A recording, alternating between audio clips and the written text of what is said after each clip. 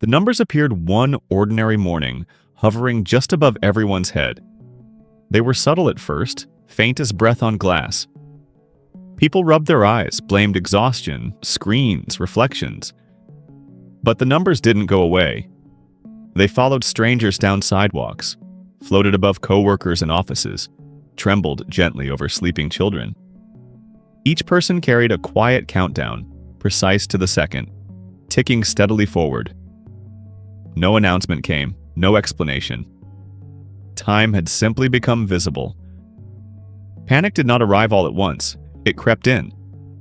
At first, people laughed nervously, comparing numbers like party tricks. Yours is higher than mine. I've got decades left. Social media filled with screenshots and speculation. Some numbers were huge, stretching far beyond a lifetime anyone expected. Others were terrifyingly small. Minutes, hours, days. Hospitals became unbearable. Doctors could no longer pretend uncertainty. Families stopped watching monitors and stared instead at the glowing digits above their loved ones' heads. Some patients stabilized even as their numbers continued falling. Others improved miraculously while the countdown stayed cruelly short. Medicine still mattered, but fate had become louder. The streets changed. People instinctively made way for those with low numbers, stepping aside as if time itself were fragile cargo. Some avoided them, unable to look at a stranger who would soon be gone. Others leaned in, offering smiles, conversations, coffee. Small kindnesses that felt suddenly urgent. Jobs lost their power. Who could threaten someone whose time was almost up?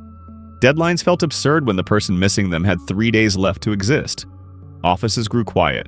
People resigned en masse not to travel the world, but to be present somewhere that mattered. The wealthy tried to buy certainty.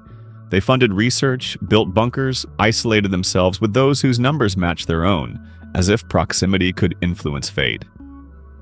It didn't. Time ticked on, perfectly indifferent to money, fear, or belief. Religion fractured and reformed overnight.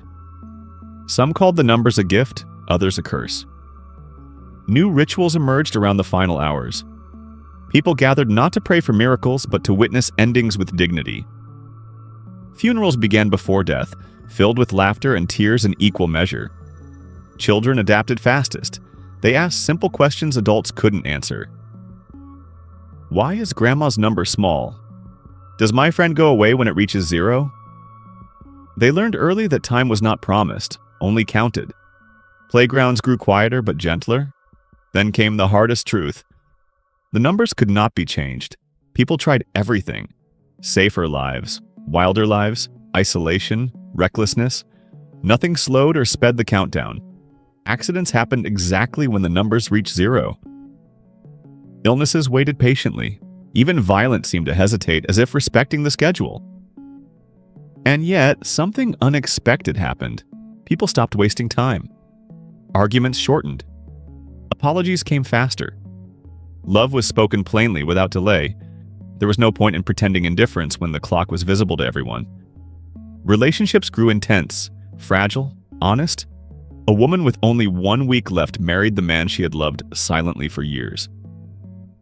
A father with an hour remaining sat on the floor and built a tower of blocks with his daughter, watching it fall again and again, smiling each time. A teenager with decades ahead volunteered at a hospice, choosing to spend his abundance near those who had none. The world slowed down, not because time had more weight, but because people finally felt it. One evening, a man noticed something strange. He stood in a crowded train, surrounded by glowing numbers.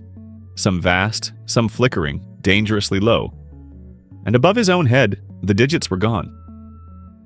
He panicked at first, searching reflections, windows, other people's eyes. Nothing. No countdown, just empty space. He realized then that the numbers were not guarantees. They were invitations. Time was not meant to be hoarded or measured against others. It was meant to be used, to notice, to choose, to care. The numbers had only revealed what had always been true, that every moment mattered, whether you could see it ending or not. And so, even after years passed and the numbers faded from the sky as quietly as they had arrived, humanity never quite forgot. people still looked at each other as if time were visible, and in doing so they finally learned how to live with it.